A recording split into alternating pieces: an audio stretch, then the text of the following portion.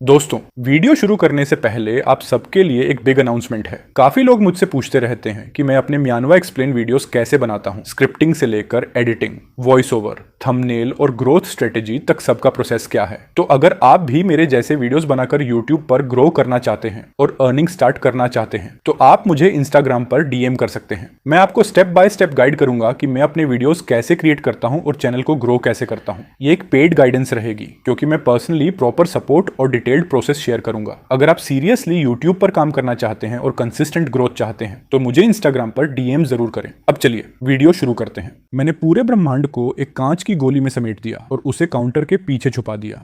किसी को नहीं पता कि इस छोटे से गोले में उस भगवान की गूंज कैद है जिसने खुद इस वास्तविकता को बनाया था। 3 साल पहले मैं बस एक साधारण कॉर्पोरेट कर्मचारी था। मेरा बॉस मुझे हर दिन बेइज्जत करता था और मेरी गर्लफ्रेंड मुझे धोखा दे रही थी। फिर कंपनी पार्टी की वो रात आई। उसी रात मैंने स्किल मैनिपुलेशन की शक्ति जगाई और सबसे पहले मैंने इसे अपने बॉस के बड़े बकबक करने वाले मुंह पर आजमाया। वो स्टेज पर खड़ा था, मेरी तरफ उंगली दिखाकर बोलता ही जा रहा था। मेरे अंदर गुस्सा उबलने लगा। तुम्हारा मुंह बहुत बड़ा है, बहुत शोर करता है, छोटा हो जाओ। जैसे ही ये ख्याल मेरे दिमाग में आया, मेरी दाहिनी हथेली जलने लगी, जैसे मैंने किसी अदृश्य डायल को पकड़ लिया हो। मैंने उसे जोर से बाईं तरफ घुमा दिया। अगले ही पल ऐसा लगा जैसे हकीकत में कोई ग्लिच आ गया हो। बॉस का बड़ा सा फड़फड़ाता मुंह सबके सामने सिकुड़ने लगा। वो मटर के दाने जितना छोटा हो गया। उसकी भारी आवाज तुरंत एक तेज सीटी जैसी पतली आवाज में बदल गई। पूरे हॉल में सन्नाटा छा गया। मैं अपनी हथेली को घूर रहा था। उसकी गर्मी गायब हो चुकी थी, लेकिन उसकी जगह एक नई भावना थी, पूरा नियंत्रण। मैंने बॉस को देखा। अगर उसका मुंह बदल सकता है तो और क्या बदल सकता है। मैंने उसके हाथ में पकड़े माइक्रोफोन की तरफ देखा। मैंने हवा को चुटकी की तरह दबाया। वो भारी वायरलेस माइक तुरंत सिकुड़कर ईयरबड के बराबर हो गया। टर्न की हल्की आवाज के साथ जमीन पर गिरा और स्टेज के नीचे लुढ़क गया। 3 सेकंड तक सन्नाटा रहा। फिर पूरा हॉल अफरा तफरी में फट पड़ा। लोग स्टेज की तरफ भागने लगे। मैंने धीरे से अपना सिर झुकाया और टेबल पर पड़े एक मूंगफली के दाने को देखा। बड़ा। मैंने अदृश्य डायल को दाईं तरफ घुमाया। मूंगफली अचानक फटकर मेरे मुक्के जितनी बड़ी हो गई। मैंने तुरंत उसे उठाकर जेब में डाल लिया। मेरा दिल तेजी से धड़क रहा था। ये कोई जादू नहीं था, ये एक सुपर पावर थी। मैं सीधे सबसे नजदीकी मॉल के बाथरूम में भागा और एक स्टॉल में खुद को बंद कर लिया। मेरे पास स्केल मैनिपुलेशन था, यानी मैं किसी भी चीज का आकार बदल सकता था। लेकिन खुद को पागल समझने से पहले मुझे सबूत चाहिए था। मेरी नजर स्टॉल के दरवाजे पर चिपके एक फ्लायर पर पड़ी। एक अमीर व्यक्ति साथी की तलाश में है, गुप्त संबंध स्वीकार है, छोटा हो जाओ। मैंने फोन नंबर की तरफ हवा में चुटकी ली। वो अंक सिकुड़कर एक काले बिंदु में बदल गए और स्टिकर से पूरी तरह गायब हो गए। बड़ा हो जाओ। मैंने दरवाजे के हैंडल की तरफ इशारा किया। धातु कराहने लगी और मेरी आंखों के सामने फूलकर इतनी बड़ी हो गई कि लॉकिंग सिस्टम टूट गया। ये सच था, बिल्कुल सच। मैं अपनी हथेलियों को घूरता रहा और मुस्कुराना बंद नहीं कर पा रहा था। तभी मेरा फोन वाइब्रेट हुआ। विकी का वॉइस मैसेज था। मैंने गहरी सांस ली और प्ले दबाया। काय, तुम आखिर हो कहाँ? उसकी आवाज कांच काटने जितनी तेज थी। पीछे किसी लड़के की हंसी सुनाई दे रही थी। मैंने जो फोटो भेजी थी, देखी? वो रिक्को की नई पोर्श है। तुम्हें पता है उसके टायर कितने बड़े हैं? तुम्हारी छोटी सी ई बाइक से 3 गुना बड़े। तभी मुझे याद आया कि पार्टी शुरू होने से पहले उसने फोटो भेजी थी। तभी रिक्को बोला, बेबी, इस निकम्मे पर वक्त बर्बाद मत करो। इसे बोलो अपना सामान ले जाए, जगह घेर रहा है। विकी हंसी। आज रात 8 बजे आकर अपना कबाड़ ले जाना, वरना मैं सब फेंक दूंगी। और हाँ, ब्रेकअप फीस भी भेज देना। मैंने तुम पर 2 साल बर्बाद किए हैं। मैंने फोन कसकर पकड़ लिया। मेरी आंखें ठंडी पड़ चुकी थीं। पुराना मैं होता तो माफी मांगता, गिड़गिड़ाता। लेकिन अब जब मेरे पास पूरी दुनिया का आकार बदलने की ताकत थी, उसकी बातें मुझे बेहद छोटी लग रही थी। मैं आ रहा हूँ। मैंने कॉल काट दी। शाम के 7:30 बजे मैं विक्की की आलीशान अपार्टमेंट बिल्डिंग के बाहर खड़ा था। रिको की पोर्श कैन विजिटर पार्किंग में चमक रही थी, जैसे 4 पहियों पर चलता हुआ घमंड। मैं उसके पास गया, उसके बड़े से बोनट पर हाथ फेरा और बस इतना कहा, अच्छा साइज है। ऊपर 3री मंजिल की खिड़की खुली। विक्की ने एक काला कचरे का बैग नीचे फेंका। वो मेरे पैरों के पास आकर गिरा। उसमें वो सारे खिलौने और कपड़े थे जो मैंने उसे दिए थे। अपना कचरा उठाओ और निकल जाओ। रिको ने उसे बाहों में ले रखा था और दोनों मुझे ऊपर से देखकर मुस्कुरा रहे थे। लेकिन मैं गुस्से में नहीं था। मैं बस 3री मंजिल की उस खिड़की को देखता रहा और धीरे धीरे मेरे चेहरे पर एक डरावनी मुस्कान फैल गई। फिर मैंने अपनी हथेली पोर्शे के आगे वाले टायर पर रख दी। सिकुड़ जाओ। इस बार मैंने खुद को नहीं रोका। थोड़ा नहीं, पूरा आयामी पतन। वो 21 इंच के रिम्स टायर समेत 1 सेकंड के 10वें हिस्से में सिकुड़कर लेगो ब्रिक जितने छोटे हो गए। 2 सेंटीमीटर से भी कम। इतनी बड़ी एसयूवी का पूरा संतुलन खत्म हो गया। वो जोरदार धमाके के साथ सड़क पर गिर पड़ी। टन भर लोहे की आवाज गूंज उठी। कार का अलार्म ऐसे चीखा जैसे कोई मरता हुआ जानवर हो। ऊपर से आती हंसी तुरंत बंद हो गई। लेकिन मैं अभी खत्म नहीं हुआ था। मैं धीरे धीरे कार के चारों ओर घूमने लगा। मेरी उंगलियां ऐसे चल रही थीं जैसे मैं पियानो बजा रहा हूं। पीछे का बायां टायर बटन जितना, पीछे का दायां सिक्के जितना, स्टीयरिंग व्हील अंगूठी जितना, एग्जॉस्ट पाइप कॉफी स्ट्रॉ जितना। 10 सेकंड से भी कम समय में करोड़ों की लग्जरी एसयूवी मुड़े तुड़े लोहे के ढेर में बदल गई। अब ठीक साइज है। मैंने सदमे में खड़ी विकी को हल्का सा हाथ हिलाया, फिर मुड़कर रात के अंधेरे में चल पड़ा। पीछे रिक्को की चीखें गूंज रही थीं, जैसे किसी आदमी का टैक्स ऑडिट हो गया हो। हाथ जेब में डाले, बिल्कुल शांत, मैं अपने अपार्टमेंट की तरफ लौट रहा था। तभी जेब में रखी वो विशाल मूंगफली महसूस हुई और मुझे एहसास हुआ मुझे भूख लगी है। तभी मेरे दिमाग में एक खतरनाक ख्याल आया, अगर मैं चीजों को बड़ा कर सकता हूँ तो क्या पैसों के साथ भी ऐसा कर सकता हूँ? मैंने अपना वॉलेट निकाला और उसमें पड़े आखिरी मुड़े तुड़े नोट को घूरने लगा। आंखों में लालच चमक रहा था, लेकिन मुझे जल्दी ही पता चल गया स्केल मैनिपुलेशन सबसे ताकतवर नहीं है, कम से कम अभी तो नहीं। मैं नोट पर छपी रकम को बड़ा नहीं कर सकता था। जब मैंने कोशिश की, नोट तो बड़ा हुआ, लेकिन सिर्फ आकार में, इतना बड़ा कि चादर जैसा लगने लगा। मैं चुपचाप उसे मोड़कर रख दिया। खर्च तो नहीं कर सकता था, लेकिन ओढ़ जरूर सकता था। पूरी रात प्रयोग करने के बाद मैंने स्केल मैनिपुलेशन फील्ड मैनुअल का पहला ड्राफ्ट तैयार किया। नियम नंबर 1, फिलहाल मैं सिर्फ उन्हीं चीजों का आकार बदल सकता हूं जो मेरी नजर के सामने हो। नियम नंबर 2, सीमाएं। सबसे छोटा आकार धूल से भी छोटा, लगभग अदृश्य। सबसे बड़ा आकार लगभग 100 गुना। नियम नंबर 3, साइड इफेक्ट। जब भी मैं शक्ति को जरूरत से ज्यादा इस्तेमाल करता हूं, मेरे शरीर का कोई हिस्सा उल्टा प्रभावित हो जाता है। उदाहरण के तौर पर, मैं अब भी अपने बाएं कान की लोब को घूर रहा हूं, क्योंकि मैंने एक परेशान करने वाले मच्छर को हेलीकॉप्टर जितना बड़ा कर दिया था, सोचकर कि उसे मारना आसान होगा, लेकिन मैं लगभग उसके पैर के बाल से घायल हो गया। और कीमत, मेरा बायां कान अब चावल के दाने जितना छोटा हो चुका था। सच में इस शक्ति को मेरे कानों से खास दुश्मनी है। मैं शीशे के पास झुककर अपने अजीब कान को दबाने लगा। भगवान का शुक्र है कि मेरे बाल इतने लंबे हैं कि उसे छुपा सकें। अगली सुबह मैं फिर भी ऑफिस गया। मैंने अब भी नौकरी नहीं छोड़ी थी, और सच कहूं तो मैं उन सभी लोगों के चेहरे देखना चाहता था जिन्होंने मेरी जिंदगी नर्क बनाई थी, और मुझे बॉस का हाल भी जानना था। आखिर किसी आदमी का मुंह गायब कर देना थोड़ा ज्यादा पागलपन था। जैसे ही मैं ऑफिस में दाखिल हुआ, मुझे तुरंत कुछ अजीब लगा। ऑफिस, जो हमेशा शोर से भरा रहता था, अब कब्रिस्तान जैसा शांत था। लोग सिर्फ इशारों में बात कर रहे थे, कीबोर्ड की आवाज तक दबाकर टाइप कर रहे थे, जैसे हर कोई डर रहा हो। काई, तुम सच में आ गए? सन्नाटे को चीरती हुई एक तेज आवाज आई। वो थी कैरन, HR सुपरवाइजर, 40 के ऊपर उम्र। ऐसी औरत जो छोटी सी कंपनी पॉलिसी को भी निजी दुश्मनी बना ले। उसकी जिंदगी की सबसे बड़ी खुशी थी लोगों की तनख्वाह काटना। 1 मिनट लेट हो जाओ तो वो तुरंत हिसाब लगाने लगती थी। वो तेज कदमों से मेरे पास आई और सीधे मेरे चेहरे पर चिल्लाने लगी, बॉस अस्पताल में है, डॉक्टर कह रहे हैं कि उसे कोई दुर्लभ टिश्यू बीमारी हो गई है। उसका मुंह सर्जरी से बंद करना पड़ा। पूरी कंपनी बिखर रही है। तुम पार्टी से जल्दी निकल गए थे और आज बिल्कुल समय पर यहाँ चले आए। तुम्हारे दिमाग में चल क्या रहा है? मैंने उसकी उंगली को देखा, जो लगभग उसकी खुद की आंख में घुसने वाली थी। मैं मुस्कुराया। मैंने उसका हाथ धीरे से हटाया और कहा, बॉस का मुंह चला गया तो अब मुझ पर चिल्लाने वाला बचा ही कौन है? कैरन वहीं जम गई। वही लड़का जो कभी किसी के सामने बोलता तक नहीं था, आज जवाब दे रहा था। क्या कहा तुमने? चटक। उसका थप्पड़ सीधे मेरे चेहरे पर पड़ा। इस महीने तुम्हारा बोनस का एक पैसा भी नहीं मिलेगा। थप्पड़ की आवाज तेज थी, लेकिन उसके बाद जो हुआ उसकी आवाज उससे भी ज्यादा भारी थी। मेरी नजर कैरन की डेस्क के 4 पैरों पर गई। सामने वाला दायां पैर 4 इंच छोटा। जैसे ही वो डेस्क पर झुककर चिल्लाई, उस मोटे पैर का निचला हिस्सा अचानक गायब हो गया। ऐसा लगा जैसे हवा में ही काट दिया गया हो। भारी डेस्क तुरंत असंतुलित हो गई और पूरी ताकत से दाईं तरफ पलट गई। कैरन चीख उठी। उसका पूरा शरीर डेस्क के साथ फिसल गया। डेस्क पर रखा हर सामान, यहाँ तक कि उसकी ताजा बनी क्रैनबेरी चाय भी, गुरुत्वाकर्षण के आगे हार मानकर सीधे उसी पर गिर पड़ी। आह आह, बहुत गर्म है। मेरी पीठ। कैरन धड़ाम से फर्श पर गिरी। कैरन चाय में भीगी हुई और गुस्से से कांपती हुई। तभी उसकी डेस्क पर रखा छोटा कैक्टस सीधे उसके पीछे आकर धंस गया। पूरे ऑफिस में दबाकर रोकी गई हंसी की लहर दौड़ गई। लोग अपने अपने क्यूबिकल में मुंह छुपाकर हंस रहे थे। मैं उसके ऊपर खड़ा था, चेहरे पर मासूमियत का नकाब लगाए। कैरन, लगता है ये डेस्क थोड़ी अस्थिर है, क्या ये भी आपके ऊपर सिकुड़ गई? तभी मुझे अपने दाहिने पैर की छोटी उंगली में तेज दर्द महसूस हुआ। वो जूते के अंदर ऐसे धड़क रही थी जैसे चमड़ा फाड़कर बाहर निकल आएगी। Side effect. लेकिन कैरन के टूटे हुए चेहरे को देखकर मुझे सिर्फ एक ही बात महसूस हुई, पूरी तरह वर्थ इट। बॉस अस्पताल में था। कैरन जमीन पर कैक्टस से जूझ रही थी। कंपनी का कोई लीडर नहीं बचा था, लेकिन इसका मतलब ये नहीं था कि मेरी जिंदगी आसान होने वाली थी। मैनेजमेंट ने चार्ड को जिम्मेदारी दे दी। ऑफिस का खुद को हसल किंग समझने वाला इंसान। चार्ड की सबसे बड़ी समस्या ये थी कि उसे मीटिंग्स का नशा था, और वो हर मीटिंग कुर्सी पर खड़े होकर करता था। मुझे पता है लीडरशिप में बदलाव चल रहा है, लेकिन मेहनत रुकनी नहीं चाहिए। कॉन्फ्रेंस रूम में चार्ड सचमुच बॉस की कुर्सी पर खड़ा था, हाथ हवा में घुमाते हुए भाषण दे रहा था। आज रात ओनल नाइटर, अगले क्वार्टर की प्रेजेंटेशन खत्म करनी ही होगी। काई, सबके लिए कॉफी लेकर आओ। मेरे लिए डबल शॉट आइस्ड अमेरिकानो। मैं कोने में बैठा पेन घुमा रहा था और चार्ड के नीचे वाली कुर्सी को देख रहा था। एक पहियों वाली ऑफिस चेयर, 5 पहिए, सभी पहिए 50% छोटे। जैसे ही ये ख्याल आया, मजबूत पहिए तुरंत योयो जितने छोटे हो गए। चार्ड अपने भाषण के चरम पर पहुंचा और हाथ फैलाकर चिल्लाया, हम पूरी तरह। तभी कुर्सी उसके नीचे से ऐसे फिसली जैसे उसने केले के छिलके पर पैर रख दिया हो। चार्ड पीछे की तरफ उड़ता हुआ गया और जोरदार आवाज के साथ अपने पिछवाड़े पर गिर पड़ा। सहकर्मी उसकी तरफ भागे और मैंने आराम से अपनी नोटबुक खोली और एक लाइन काट दी, कॉफी रन कैंसिल। अगले कुछ दिनों में मैं पूरी तरह बदल गया। अब मैं वो आदमी नहीं था जो सबकी बेइज्जती सहता रहे। मैं अब एक अदृश्य भगवान का हाथ था, जो पूरे ऑफिस में छोटी छोटी लेकिन विनाशकारी बदलाव कर रहा था। जो सहकर्मी हमेशा मेरा खाना चुरा लेता था, उसे अगली सुबह पता चला कि उसका चम्मच 2 गुना बड़ा हो चुका है। वो लाख कोशिश करे, चम्मच उसके मुंह में फिट ही नहीं हो रहा था। बेचारा पसीने में भीग गया। जो आदमी हमेशा डेस्क पर पैर रखता था, उसके एक जूते का साइज 2 नंबर छोटा हो गया। पूरा दिन वो ऐसे लंगड़ाता रहा जैसे पैर में सॉसेज ठूंस दिया गया हो। लेकिन सबसे मजेदार था अकाउंट्स वाली महिला का हाल। वो हमेशा मेरी एक्सपेंस रिपोर्ट रोकती थी।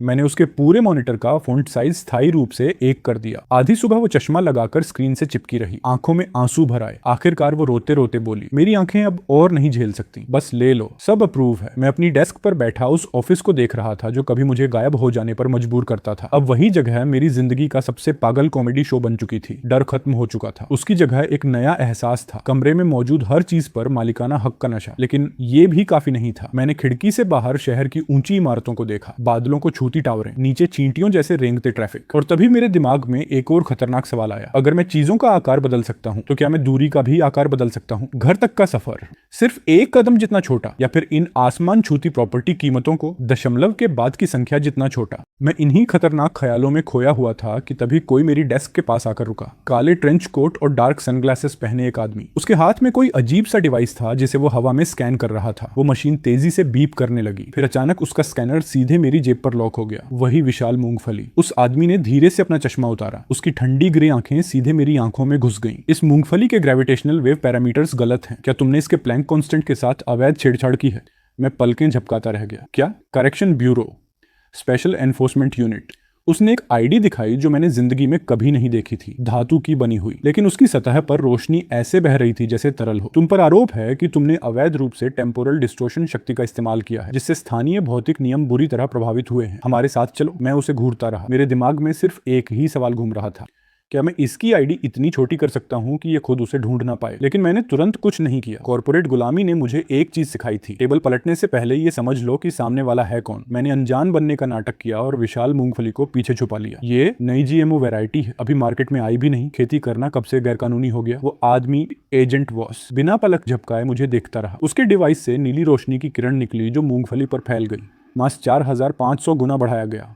डेंसिटी अपरिवर्तित। मॉलिक्यूलर स्पेसिंग को जबरदस्ती फैलाया गया। Classic brute force scaling signature. वो इसे ऐसे पढ़ रहा था जैसे किराने की लिस्ट हो। इस तरह की घटिया मॉडिफिकेशन स्थानीय स्पेस को अस्थिर बना देती है। अगर इसे रिक्लेम नहीं किया गया तो ये मूंगफली अगले 48 घंटों में माइक्रो ब्लैक होल में बदल सकती है और इस पूरी बिल्डिंग को निगल जाएगी। मेरे हाथ कांप गए। मूंगफली लगभग गिर ही गई थी। Black hole? सीरियसली? वो धीरे धीरे मेरे करीब आया। उसके आसपास का दबाव लहरों की तरह महसूस हो रहा था।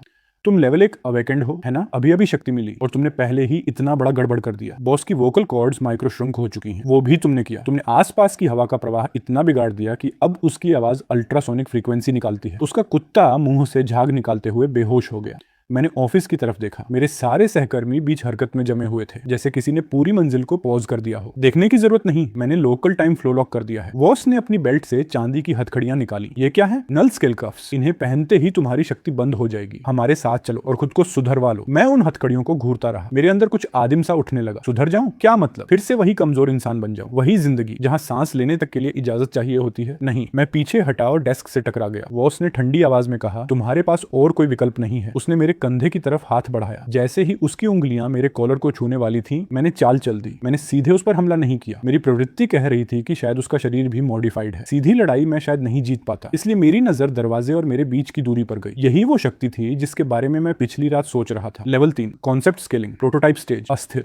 लेकिन मेरे पास यही आखिरी दांव था, मेरे और दरवाजे के बीच की दूरी। सिकुड़ जाओ। मैंने मन ही मन दहाड़ लगाई। दोनों हाथ ऐसे फट पड़े जैसे मैं किसी अदृश्य पर्दे को चीर रहा हूं। पूरा स्पेस घिनौनी कराहट जैसी आवाज निकालने लगा। वो मुझसे सिर्फ 1 सेंटीमीटर दूर था, लेकिन उसी पल मेरा शरीर धुंधला पड़ने लगा। आसपास की हर चीज रोशनी की लंबी लकीरों में बदल गई। अगले ही सेकंड मैं घुटनों के बल जमीन पर था। सांस उखड़ी हुई, उल्टी आने जैसी हालत। मैंने ऊपर देखा। मैं बिल्डिंग के ग्राउंड फ्लोर लॉबी में खड़ा था और वो अभी भी 33वीं मंजिल के ऑफिस में था। टेलीपोर्टेशन? मैं कांपते हाथों को घूरता रह गया। नहीं, टेलीपोर्टेशन नहीं, मैंने बस 33वीं मंजिल और जमीन के बीच की दूरी को लगभग शून्य कर दिया। मैं अपनी जीत का जश्न भी नहीं मना पाया था कि तभी साइड इफेक्ट ने हमला कर दिया। मेरे पैर बुरी तरह कांपने लगे। पैंट ढीली पड़ गई। मैंने नीचे देखा और मेरा पेट बैठ गया। मेरे पैर सामने ही सिकुड़ रहे थे। 6 फीट का शरीर, 5 फीट, फिर मुश्किल से 4 फीट। ओह नहीं, साइड इफेक्ट। इतनी बड़ी दूरी को संकुचित करने के लिए मैंने लंबाई के कॉन्सेप्ट को जरूरत से ज्यादा मोड़ दिया था। अब हकीकत ब्याज वसूल रही थी। लॉबी का सिक्योरिटी गार्ड मुझे घूरने लगा। अचानक प्रकट हुआ कुचला हुआ छोटा इंसान। अरे बच्चे, तुम्हारे मम्मी पापा कहाँ हैं? मेरा मेरा रोने का मन करने लगा। मैं अपने छोटे छोटे पैरों को घसीटते हुए जितनी तेजी से हो सके बाहर की तरफ भागा। तभी 33वीं मंजिल की खिड़की धमाके से फट गई। वो सीधे कांच तोड़कर बाहर निकला। हवा में उसने विंगसूट खोल लिया और मेरे ऊपर गिद्ध की तरह चक्कर लगाने लगा। टारगेट भाग रहा है, लेवल 2 कंटेनमेंट रिक्वेस्ट। उसकी आवाज ईयर पीस में बर्फ जैसी ठंडी थी। मैंने ऊपर से तेजी से गिरती उसकी परछाई देखी। जबड़ा भींच गया। इन छोटे पैरों से मैं नहीं बच सकता था। तो फिर किसी और चीज को तेज बनाते हैं। मेरी नजर सड़क किनारे खड़ी एक फूड डिलीवरी ई बाइक पर पड़ी। टॉप स्पीड 100 गुना। वो टूटी फूटी बाइक जो मुश्किल से 15 मील प्रति घंटा चलती होगी, अचानक दहाड़ उठी। उसका मोटर जेट इंजन की तरह चीखने लगा। पीछे का पहिया घूमते हुए सड़क पर सफेद धुआं छोड़ने लगा और अगले ही पल बाइक मिसाइल की तरह आगे फट पड़ी। उस झटके ने लगभग मुझे उड़ा ही दिया था, लेकिन मेरे 4 फीट वाले छोटे शरीर का गुरुत्वाकर्षण केंद्र बहुत नीचे था। मेरे छोटे पैर फुटरेस्ट को मौत की पकड़ से पकड़े हुए थे।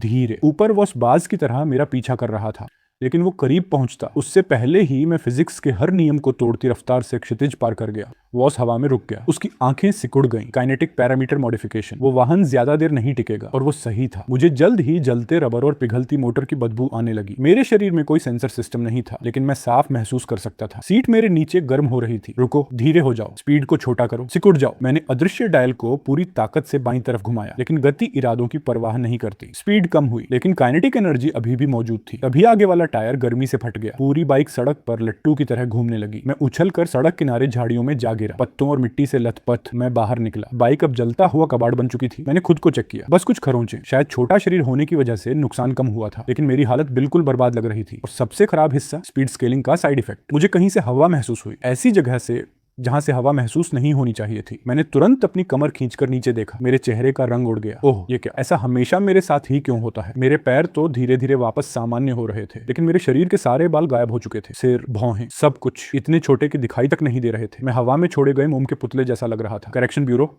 हाँ, मैंने अपने गंजे सिर पर हाथ फेरा। जबड़ा कस गया। ये खत्म नहीं हुआ और मैं अंधेरी गली में गायब हो गया। 3 दिन बाद शहर के किनारे एक सस्ता बाट हाउस। मैं मसाज टेबल पर फैला हुआ था, रोब पहने, हाथ में लिक्विड डोपामीन का कैन। मेरे पैर अब सामान्य लंबाई में लौट चुके थे। बाल भी वापस आ रहे थे, बस हल्की सी स्टबल दिखाई दे रही थी। मैं ऐसा लग रहा था जैसे किसी बहुत बुरी जगह से लौट कर आया हूँ। इन 3 दिनों में मैं पूरी तरह गायब रहा, यहीं छिपकर प्रयोग करता रहा। और वोस की कही बात ने मुझे एक नया धागा पकड़ाया था। ग्रेविटेशनल वेव पैरामीटर्स बदलना, प्लैंक कांस्टेंट से छेड़छाड़। इसका मतलब मेरी शक्ति सिर्फ चीजों को बड़ा या छोटा नहीं करती। मैं सिर्फ आकार नहीं बदलता, मैं कॉन्सेप्ट्स को स्केल कर सकता हूँ। पिछली रात मैं बाट हाउस के वाईफाई से परेशान हो गया था, तो मैंने फोन के सिग्नल बार्स की तरफ इशारा किया और सोचा कनेक्शन स्पीड बढ़ जाओ। अगले ही पल मेरा फोन पागल हो गया। 2 गीगाबाइट की मूवी 0.01 सेकंड में डाउनलोड हो गई, लेकिन कीमत, बैटरी तुरंत फूलने लगी, इतनी गर्म कि लगभग फट ही जाती। तो ऐसे काम करता है, मैंने धीरे से कहा। जिस भी कॉन्सेप्ट को मैं समझ सकता हूँ थ्योरेटिकल रूप से, मैं उसे स्केल कर सकता हूँ। अगर ये सच है। मैंने रोब की जेब से एक स्क्रैच ऑफ लॉटरी टिकट निकाला। बाट हाउस के अटेंडेंट से मंगवाया था। कीमत $3, टॉप प्राइस $1 मिलियन। सामान्य हालात में इसे जीतने की संभावना लगभग 10 लाख में 1 थी। मैं उस अनस्क्रैच्ड टिकट को घूरने लगा, धीरे से सांस ली और अपनी पूरी कंसंट्रेशन उस पर केंद्रित कर दी। यह काम साधारण चीजों को बदलने से कहीं ज्यादा कठिन था। मुझे संभावना यानी प्रोबेबिलिटी के एब्स्ट्रैक्ट कॉन्सेप्ट को अपने दिमाग में बनाना पड़ा, उसे पकड़ना और फिर दोबारा लिखना। इस टिकट के जीतने के चांस बढ़ जाओ। मेरा सिर ऐसे दर्द करने लगा जैसे किसी ने मेरे दिमाग को चम्मच से हिलाना शुरू कर दिया हो। गर्म तरल की 2 पतली धारें मेरी नाक से बह निकली, नाक से खून। लेकिन मैं उसे महसूस कर सकता था, वो नाजुक अदृश्य चीज जिसे लोग किस्मत कहते हैं। मैंने उसे जबरदस्ती ऊपर खींचा, 0.0001% से सीधे 100% तक। मैंने कांपते हाथ से नाक पोंछी, एक सिक्का निकाला और टिकट को स्क्रैच किया। नीचे छोटे अक्षरों में लिखा था, बधाई हो, आपने $1 मिलियन जीते हैं। हो गया। मैं कुर्सी पर ढह गया, उस पतले कागज के टुकड़े को घूरते हुए। चेहरे पर बेवकूफों जैसी मुस्कान फैल गई। इस शक्ति के सामने बॉस, विकी, रिको सब मजाक बन चुके थे। यही होता है जब कोई इंसान जिंदगी को बिल्कुल अलग डिफिकल्टी सेटिंग पर खेलना शुरू कर दे। अब मुझे नौकरी की जरूरत नहीं थी, किसी के मूड पढ़ने की जरूरत नहीं थी। मैं अपनी जिंदगी की कठिनाई खुद बदल सकता था, नरक जैसी जिंदगी को ट्यूटोरियल मोड में बदल सकता था। लेकिन कीमत तुरंत मिली। मेरी नजर धुंधली होने लगी। मैंने फोन निकालकर उसे शीशे की तरह इस्तेमाल किया। मेरी आंखों की पुतलियां सुई की नोक जितनी छोटी हो चुकी थी। तो प्रोबेबिलिटी बदलने की कीमत ये थी। मैं आधी बंद आंखों से मुश्किल से देख पा रहा था, लेकिन फिर भी मैंने टिकट को सीने से लगा लिया। पहले मिलियन के लिए थोड़ी देर आधा अंधा होना बुरा सौदा नहीं है। मैं तैयार हुआ, आंखों को छुपाने के लिए सनग्लासेस पहने और उस बाथ हाउस से ऐसे बाहर निकला जैसे पूरा इलाका मेरा हो। अब समय है $1 मिलियन लेने का। शायद पीढ़ियों तक चलने वाली दौलत नहीं, लेकिन इतना जरूर कि मेरी पूरी लाइफस्टाइल बदल जाए। पुराने मोहल्ले में स्टाइल से एंट्री मारने के लिए काफी। लेकिन मैंने कोई महंगी कार किराए पर नहीं ली, मैंने बस एक शेयरिंग रेंटल बाइक अनलॉक की, फिर उसके प्रेस्टीज ऑनरा को 100 गुना बढ़ा दिया। देखने में वो अब भी साधारण पीली रेंटल बाइक थी, लेकिन जो भी उसे देखता उसके दिमाग में तुरंत एक एहसास पैदा हो जाता, ये मशीन रोल्स रॉयस से भी ज्यादा स्टेटस रखती है। यही था लेवल 2 परसेप्शन हैक का डरावना फायदा। मैं उस सम्राट जैसी रेंटल बाइक पर बैठकर विकी की बिल्डिंग पहुंचा और ऐसे पार्क किया जैसे सड़क मेरी निजी संपत्ति हो। और हाँ, रिको की पोर्श फिर वापस आ चुकी थी। पिछली बार मैंने उसे बिना पहियों का ढांचा बना दिया था, फिर भी किसी तरह उन्होंने उसे ठीक करवा लिया। 4 नए चमचमाते रिम्स सड़क पर अकड़ कर खड़े थे। तभी विक्की और रिको हाथों में हाथ डाले बाहर आए। अरे वाह, देखो कौन आया है। विकी ने मुझे देखा और तुरंत मुस्कुराई। क्या हुआ, फिर से अपना कबाड़ लेने आए हो, वो भी रेंटल बाइक पर? लेकिन उसके शब्द अचानक गले में अटक गए। अब वो बाइक को घूर रही थी, उसकी आंखें धुंधली पड़ने लगी। उसके दिमाग में वो बाइक अब साधारण नहीं थी, उसे लग रहा था मानो वो शुद्ध सोने से बनी हो, सीट पर हीरे जड़े हो, हैंडल्स से दिव्य रोशनी निकल रही हो। ये क्या है? वो अनजाने में रिको का हाथ छोड़कर मेरी तरफ बढ़ी। रिको भी जड़ हो चुका था, उसे अपनी लग्जरी समझ पर बहुत गर्व था, लेकिन उसने कभी किसी वाहन से ऐसी मौजूदगी महसूस नहीं की थी। उसके लिए वो बाइक अब मानव इंजीनियरिंग की सबसे महान रचना लग रही थी। काय, रिको ने मुश्किल से निगलते हुए कहा। तू ऊपर उठ गया क्या? मैंने होंठ के कोने पर हल्की ठंडी मुस्कान लाई। नहीं, बस ये समझ आया कि मैं हमेशा बहुत छोटा सोचता था। अब अलग तरीके से जीने का समय है। मैंने उसकी पोर्शे की तरफ देखा। अच्छी कार है रिको, सच में बहुत अच्छी। अफसोस, मैंने हवा में एक उंगली उठाकर हल्का सा टैप किया। इस कार की परसीव्ड वैल्यू 10,000 से डिवाइड। बाहर से कुछ नहीं बदला, पहिए वही, पेंट वही, लेकिन वहां मौजूद हर इंसान के दिमाग में वो कार तुरंत बदल गई। जो कार पहले स्टेटस का प्रतीक थी, अब ट्रैक्टर पर चिपके नकली स्टिकर जैसी लग रही थी। सस्ती, भद्दी, घटिया। हे भगवान, विकी ने मुंह ढक लिया। रिको, तुम मुझे इसमें घुमाते हो, ये तो शर्मनाक है। रिको पूरी तरह टूट चुका था। वो अपनी कार को घूर रहा था, लेकिन अब उसे सिर्फ एक बदसूरत कबाड़ दिख रहा था, सड़क किनारे पड़े कूड़ेदान से भी ज्यादा भद्दा। मेरी कार, उसका चेहरा लाल हो गया, जैसे वो शर्म से जमीन में गड़ जाना चाहता हो। हम खत्म हो चुके हैं। विकी ने बिना एक सेकंड गंवाए उसे छोड़ दिया, फिर नकली गर्मजोशी वाला चेहरा बनाकर मेरी तरफ मुड़ी। काय, मुझे हमेशा पता था कि तुम हिडन जेम हो। मैंने पहले जो कुछ किया वो बस तुम्हें पुश करने के लिए था। मैंने उसके चेहरे को देखा, वही चेहरा जो कभी मेरे दिमाग में हर समय रहता था, अब बस घिन पैदा कर रहा था। तुम्हारी बेशर्मी, मैंने धीरे से कहा। शून्य हो जाओ। अगले ही पल विकी की मुस्कान जम गई। एक गहरी ठंड उसके शरीर में दौड़ गई। उसके अंदर की हर लालची, घमंडी और बदसूरत चीज अब बिना किसी पर्दे के बाहर आ गई थी, जैसे उसकी आत्मा को नंगा कर दिया गया हो। आसपास के पड़ोसी, सिक्योरिटी गार्ड, रास्ते से गुजरते लोग, सब उसे अलग नजर से देखने लगे। ऐसी नजर जो सीधे इंसान के असली रूप को देख लेती है। विकी चीख पड़ी। उसने अपना चेहरा ढक लिया और रोते हुए वापस बिल्डिंग के अंदर भाग गई। मैं बस शांत खड़ा सब देखता रहा।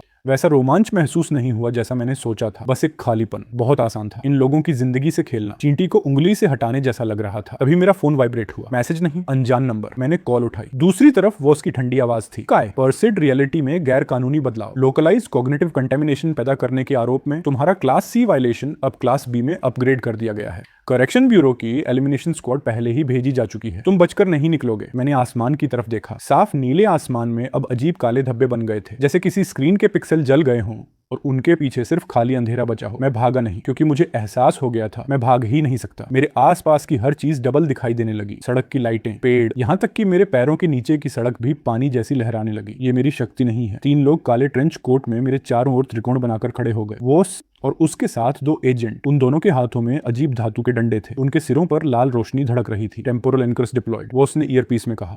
Special curvature lock, time flow rate lock, concept definitions locked. मैंने अपनी शक्ति इस्तेमाल करने की कोशिश की। सोचा इन तीनों के दिलों को सिकोड़ दूं, लेकिन जैसे ही मैंने उस अदृश्य डायल को पकड़ना चाहा, वो हिला तक नहीं, जैसे लोहे से वेल्ड कर दिया गया हो। कोशिश मत करो। वो उसकी आंखों में कोई भाव नहीं था। ये एक लॉजिक लॉक फील्ड है। इस क्षेत्र के अंदर कॉजैलिटी हार्ड कोडेड है। रियलिटी डिस्टॉर्शन एबिलिटीज पूरी तरह नल हो जाती है। अभी तुम बस एक सामान्य इंसान हो। मेरा पेट अंदर से डूब गया। तुम लोग आखिर हो कौन? बॉस धीरे धीरे मेरी तरफ बढ़ा। करेक्शन ब्यूरो, या जैसा हम अंदर कहते हैं पैच क्रू। ये ब्रह्मांड एक प्रिसीजन इंजीनियर्ड प्रोग्राम है। तुम जैसे अवेकेंड लोग उस प्रोग्राम के बग्स हो, और हमारा काम है बग्स को पैच करना या डिलीट करना। डिलीट। मैं पीछे हट गया और मेरी पीठ उस एम्परर टियर रेंटल बाइक से टकराई। तुम्हारी शक्ति बहुत खतरनाक है। बॉस ने एक हथियार उठाया जो सीधा किसी साई-फाई फिल्म से निकला हुआ लग रहा था। लेवल 1 फिजिक्स को डिस्टेबलाइज करता है, जो लेवल 2 परसेप्शन को। अगर तुम लेवल 4 तक पहुंच गए तो इस डायमेंशन का बेस कोड करप्ट हो जाएगा। यूनिवर्स की स्टेबिलिटी के लिए तुम्हारा गायब होना जरूरी है। बंदूक की नली सीधे मेरे माथे पर आकर टिक गई। कोई मुकदमा नहीं, कोई आखिरी शब्द नहीं,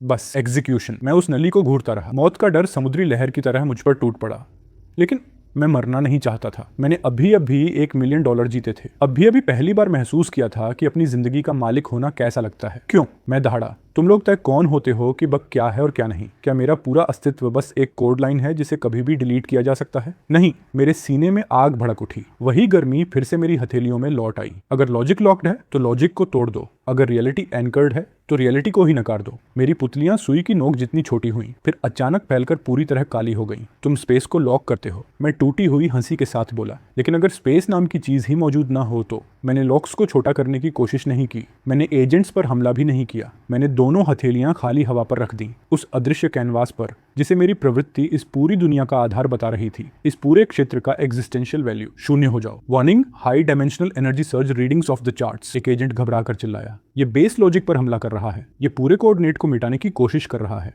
फायर, वॉस गरजा। नीली रोशनी की एक किरण बंदूक से निकलकर सीधे मेरे माथे की तरफ आई, लेकिन टकराने से एक पल पहले मेरी परछाई टूट गई। नहीं, पूरा स्पेस टूट गया, ऐसे जैसे किसी शीशे पर बीचों बीच हथौड़ा मार दिया गया हो। जहां मैं खड़ा था वो पूरा त्रिकोणीय क्षेत्र, रेंटल बाइक, सड़क, मेरे पैरों के नीचे का कंक्रीट, सब हजारों पिक्सल्स में टूटने लगा और फिर एक अकेले काले बिंदु में सिमट गया। उस इम्प्लोशन ने इतना बड़ा शॉकवेव पैदा किया कि तीनों एजेंट दूर जा गिरे। धूल बैठने के बाद वहां कुछ भी नहीं बचा था, सिर्फ एक गोल गड्ढा, इतना परफेक्ट जैसे कांच काटकर बनाया गया हो, और उसका तल दिखाई ही नहीं दे रहा था। मैं गायब हो चुका था। दर्द, ऐसा लग रहा था जैसे मेरे शरीर की हर कोशिका को अलग अलग फाड़ा जा रहा हो। मैंने आंखें खोली, मैं मरा नहीं था और उस गड्ढे में भी नहीं था। मैं एक धूसर धुंध के बीच खड़ा था, ऐसी खामोशी जिसका खुद वजन महसूस हो, न हवा न ट्रैफिक, कुछ नहीं। मैंने नीचे देखा, मेरा शरीर पारदर्शी हो चुका था, जैसे अनगिनत चमकते कणों से बना हो। मैं कहाँ हूँ? मैंने एक कदम आगे बढ़ाया और जैसे ही मेरा पैर धुंध को छूता है, नीचे का दृश्य खुल जाता है। वही सड़क जहां मैं कुछ पल पहले खड़ा था, लेकिन अलग। सब कुछ रुका हुआ था। एक ऐसी दुनिया जो पूरी तरह फ्रीज हो गई थी।